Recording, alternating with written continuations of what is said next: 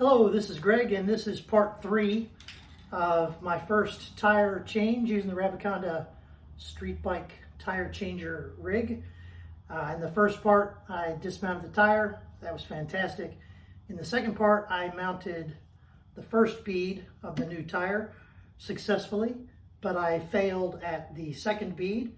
Went back and watched the instructional video again because I found the written instructions, while it's all well and there's great pictures and everything in there, it just wasn't doing it for me. This Rue Glide dries out pretty quick. It evaporates, so I'm going to hose everything down to lube it up. Make sure I got plenty of lube on here. I suspect part of my challenge is that the drop center tool that I have, I probably would benefit from having the two Rabacanda drop center tools. So we'll see if I can make do with just this one for now. Hopefully the others will show up pretty soon. I've got the dots lined up for the tire and the wheel, and for sure this needs to go in at an angle where the side away from you is down, and the duck head, and it does look kind of like a duck head, is visible, and the duck tail is not visible. And then I always forget the best way for this thing to go. Maybe this is it. All right, so we'll try that. And easy, buddy. Come back around. Come back around. All right.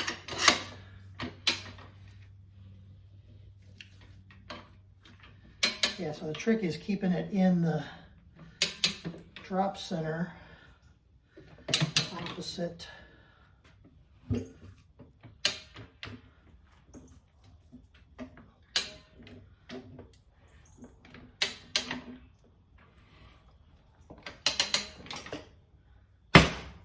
well, quite frankly, that wasn't bad at all. That tire is mounted. And if I had just paid better attention to the instructions when I was mounting it, before I mounted it, I wouldn't have had any trouble at all. So now we remove the duck head from the tire, which apparently you can use this to help you do that. Yep.